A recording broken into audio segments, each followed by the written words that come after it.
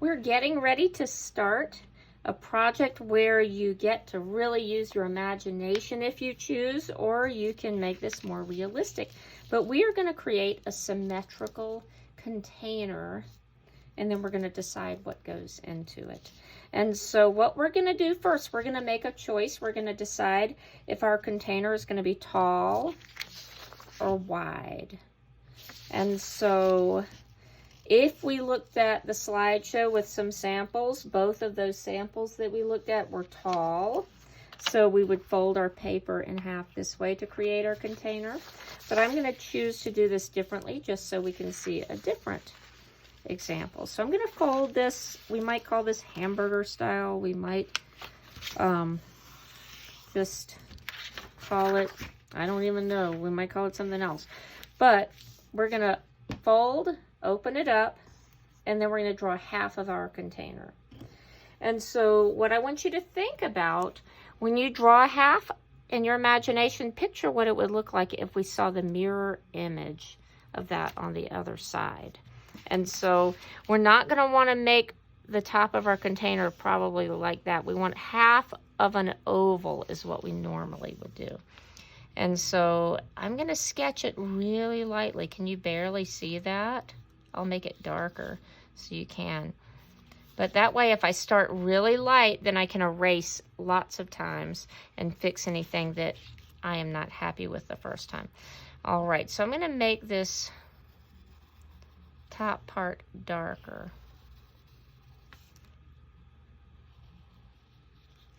All right. And so we can think about if you saw the other side of this, it's going to go kind of in an oval shape. So if I had made this curve in, here, I'll just show you, and then I'll erase that. If I had made it curve in like this, then the other side's going to be kind of curved out. So if we want it to be a regular oval, we want it to come in straight.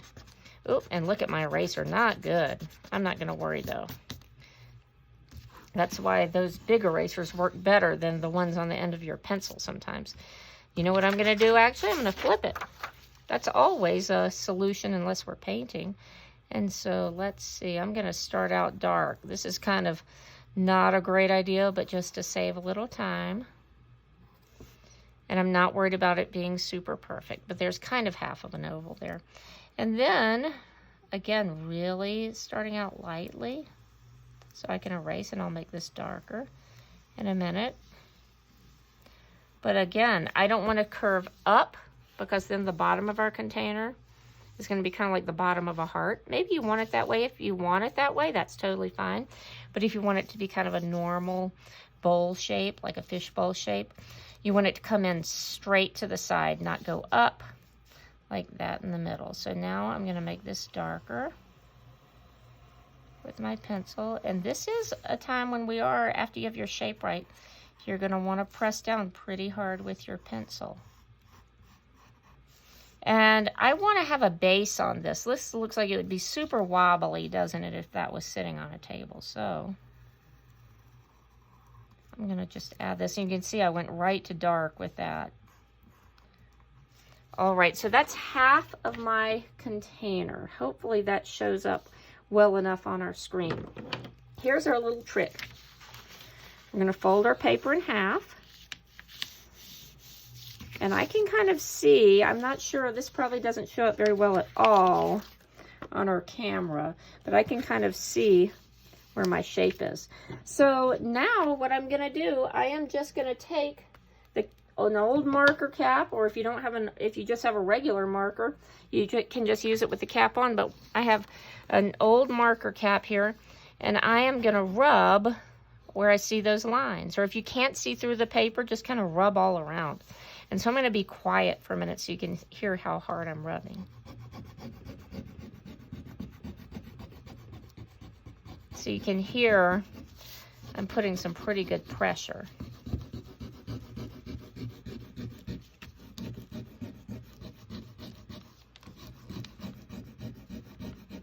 So let's open it up. And this is probably really hard to see on camera, but I can see the image from right here, the graphite from our pencil has kind of transferred over here. If there's some spots you can't see really well, I can see that over here and right down here, I don't see it very well. I'm going to just close that up and rub those areas again.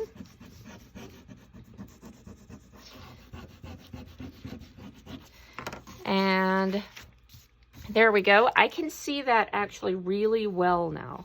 And so what I'm going to do at this point, I'm going to take my pencil and I'm just going to retrace those lines to make them as dark as the original lines. So this would not work if you're trying to do it with a marker, because our marker wouldn't transfer across to the other side. You need something like a pencil or a crayon or an oil pastel, something that would smudge a little bit, and then that will make it transfer. You can see I'm just making some small lines instead of one big line. It's harder to stay on top of my line if I made one big line, but whatever works for you. So here's my container. Now I get to decide what goes inside, and I do not have to make the contents, the things inside, symmetrical. I can just decide this is going to be my little world in a fishbowl. I could decide to just make normal fishbowl with all different kinds of fish in there. I could decide that there's a secret forest or something in here, maybe where fairies live or other little creatures. I might decide that there's just some imaginary other little characters in there. Or I could put beautiful flowers. Anything that you want to add into your fishbowl container is fine. What we want is lots of interesting details. And we are just going to focus on working with our pencils on this first day.